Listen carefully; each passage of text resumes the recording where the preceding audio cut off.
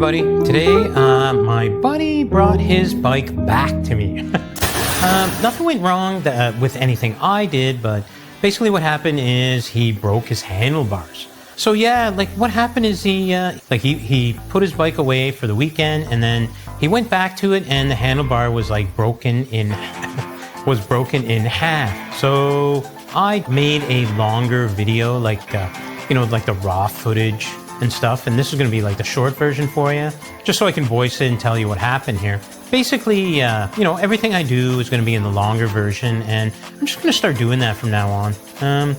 So first thing I got to do is just wash it off here and, inspect the parts. Like he has a really good group set here. It's a Dura 7800, so we'll just take it upstairs and see what's going on here. Like I said, he said that the handlebar is broken, and like, look at that. It's like it's on a hinge. I don't know what happened here. So basically what I have to do is just change the bars, and the way I'm going to do it here is I'm just going to remove the shifters right from off of the clamp. Now, if you didn't know the older Shimano stuff, and maybe even the newer stuff, I don't know, you can literally just take it right off the clamps here, and you can see it's kind of like a female and a male deal here. I'll just kind of show you really quick. These are a different set of shifters, and really it's the same idea. Like the clamps are interchangeable, and you can see there's kind of like a male bolt there. Put some light on it for you so you can see there's kind of like a male bolt and a female kind of threaded bolt. It's like a long nut, kind of like you would see on a set of brakes. And here, I'll just kind of show you as best I can, but eventually, like when you need this information, you're going to be able to see it. Basically, it's on the side of the shifter, and what it does, it fits onto this clamp, which has a threaded male bolt. Like I said, once you see it, you'll just know, and then you just kind of tighten it on, and it clamps onto the bars. So now that you know how it works, I'm just going to take it apart here. I'm not going to show you like every second of it, because like I said, I made a longer version, and you can see how long it would take, in like real time. And there we go. There you can see the clamp and the kind of the bolt there.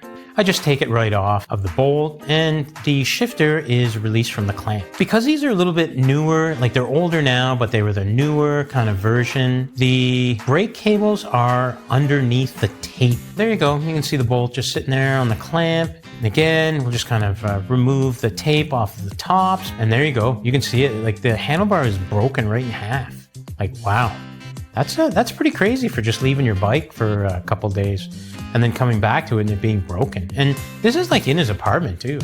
So I don't know what happened, and I don't ask. So because the brake cables are underneath the tape, I have to remove them. And there you go. We'll just take another look here. Basically, it's an Easton bar, an Easton carbon fiber bar. Well, these things are old and they're just breaking now. So, and I don't know. I don't even know how it happened. So it's really hard to say if it was the bars themselves, like the integrity of the bars, or if, someone literally broke. So there you go, Easton bars. And there you go. You can see the way that they break, and EC90 Equip SLs. So I'm just going to take this off here, and here's something else I'm going to show you. He has an older carbon fiber bike, and now there were a bunch of guys who, quote unquote, called me out for putting a carbon frame in the Park Tool stand clamp, saying, whatever they say. You could probably read the comments,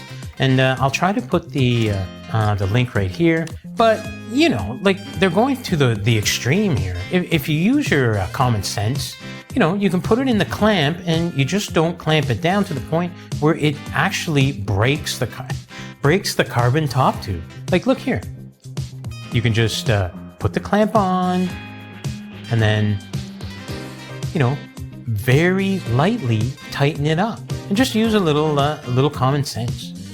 And there you go, nice and tight. All we're doing is playing with the bars. We're not putting any pressure on it, so I really can't see any problem there.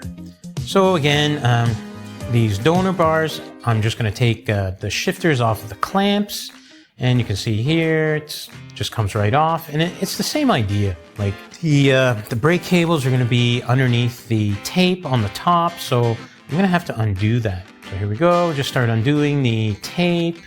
It's pretty straightforward and repetitive. once you've done this stuff once or twice, it's pretty much going to be like second nature. It's pretty simple. So there we go.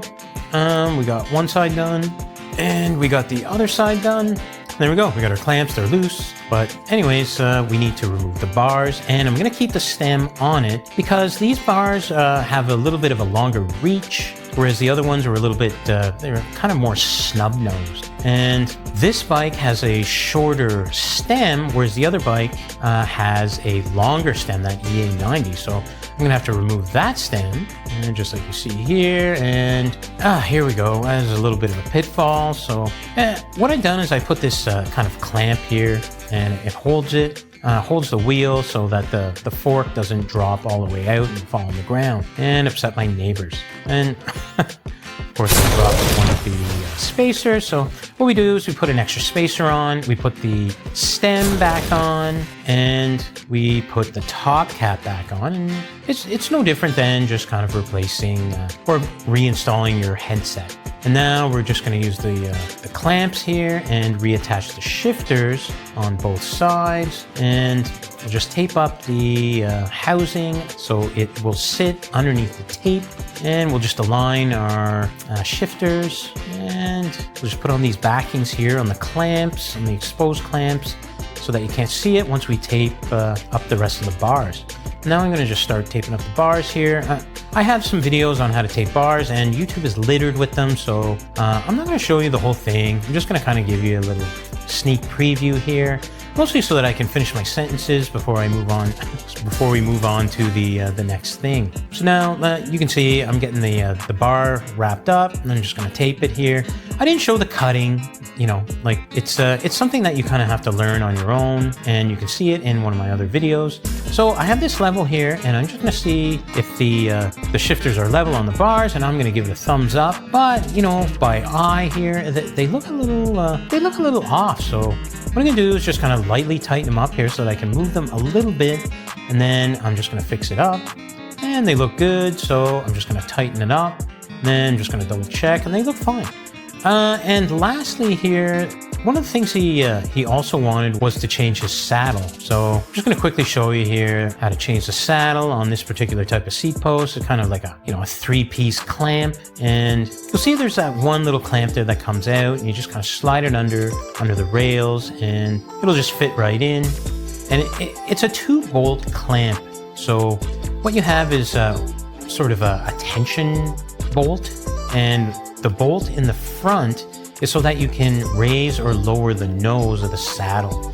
And these are they're pretty standard now on higher, I guess what were considered higher end bikes back in the day. And that's all you do is you fix your nose, you get it to where you want it, and then you tighten up the tension on the back.